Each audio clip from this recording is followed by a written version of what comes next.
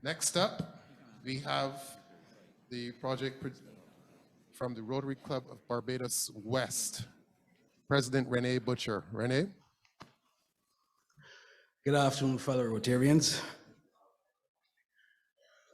Let me tell you about a project that's very near and dear to my heart and near and dear to the hearts of my club members.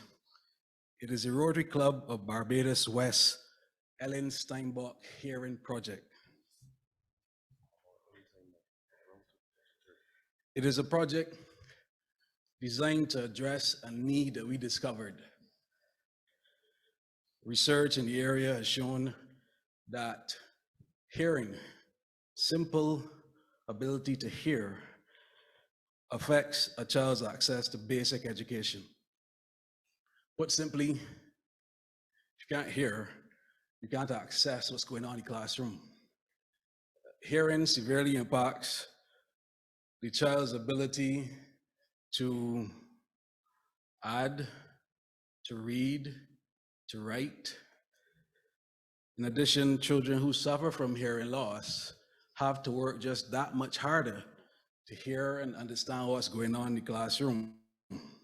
The effort that is required to understand what the teacher is saying very often means these children lag behind. And this is why we felt the need. This was what motivated us to move into action, to do something. Barbados is a particular case. Research in the area that was conducted back in 1999, around that time, showed that Barbadian students suffer from a higher incidence of hearing loss than students in the more developed countries. We also found that the students who suffered from hearing loss were from disadvantaged socioeconomic backgrounds. This is why we decided to deal with, I don't know if you want to go to the next slide, it's supposed to be a part of it. Yeah, right there we go. Because this is really the focus of what we're all about. We're providing free screening, free testing for influence B students across the island of Barbados. If you look at the next slide, you will see the reason why. Based on the statistics that we've discovered, about 5% of the student population will suffer from hearing loss of some form. About 1% of those will need a hearing aid. This is the cost of a hearing aid for about 30, 40 students. If you're talking about students from disadvantaged backgrounds, simply put, they can't afford this. This is something that obviously means that these students will not be able to have access to education. And perhaps for no other reason other than the fact that they come from a disadvantaged background. We did it before. In 2020, we went to the Good Shepherd Primary School and we found this little chap. His name is Pierre Griffith. We found some other students, but he was the worst case. This young chap, he was suffering from, I think, bilateral hearing, sensory hearing loss in both ears. As a result, he really could not hear what was going on.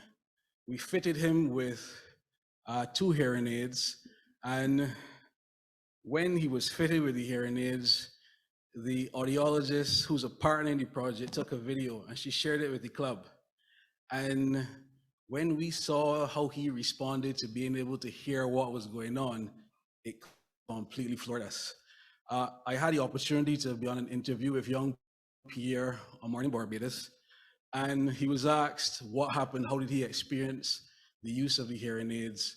And he said for the first time, he could hear the crickets outside and he could hear the water on the leaves. I had to look down at that point because it really does bring home in a real and simple way how this access to hearing can have a beneficial impact on the simple things that these kids are able to enjoy.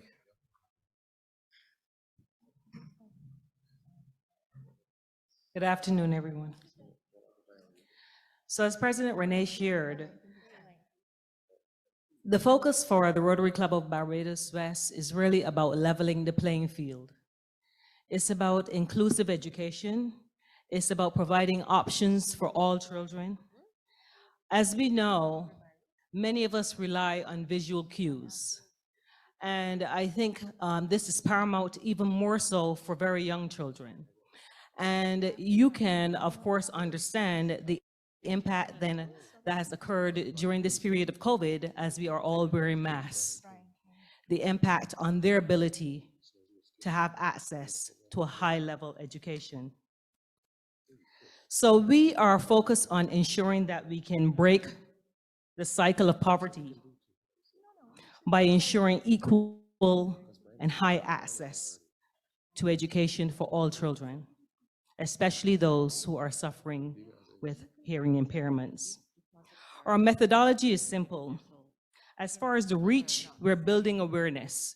We're trying to ensure that all constituents across the island understand the need, the basic need for ensuring that there's good auditory skills in our youngsters, that we're not just relying on one area, which is our visual skills, but we know and we understand the importance of auditory skills as well. We are reaching out to our parents. We're trying to make them very much aware of the need to ensure that their children are provided with access. And especially we're building awareness across our public. We sought volunteers, and you'll hear a little bit more about that, but we have two cohorts of volunteers. One cohort of our volunteers is from the Barbados Community College. And those volunteers there are 12 volunteers in that cohort, and they are trained, they're from the rehabilitative program at Barbados Community College.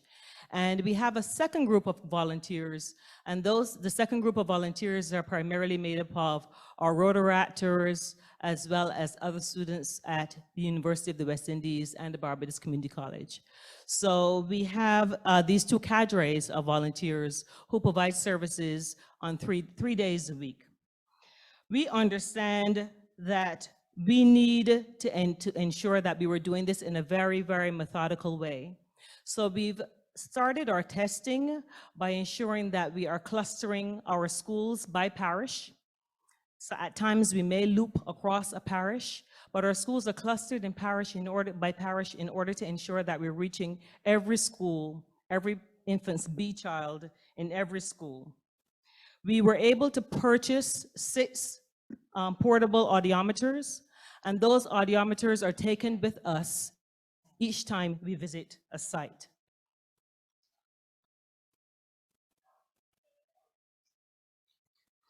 In phase 1 of this project, we had the project launch. Then we engaged in training. We conducted the tests, as I indicated to you. And as we are doing that, we are simultaneously also looking at how we are also treating and reporting on what we are finding. So stages 2 and 3 are happening simultaneously. Our monitoring and evaluation is also happening simultaneously. We know that a full report is needed because this was done, as President Renee indicated, 20 years ago. So data is presently being collected in order to ensure the reliability of what we are doing. And of course, with any Rotary project, we know that we need to focus on sustainability. So how are we going to continue this? And we're doing this by ensuring that we have the trained cohorts who can continue. We have the support of our Ministry of Education. We have the support of varied NGOs, and we will continue to test in order to ensure that all of our children are having access. The training of our volunteers we utilize a trained audiologist, Mr. Ben Stabler, who many of you know. And you probably will see the next slide. You'll see some of the testing and the training which he continues to do even as we visit sites on an ongoing basis. All right, guys. Thank you for your attention. We believe in this project. We're looking for partners as well. As many of you as can join us, we invite you to do so. Thank you for your attention.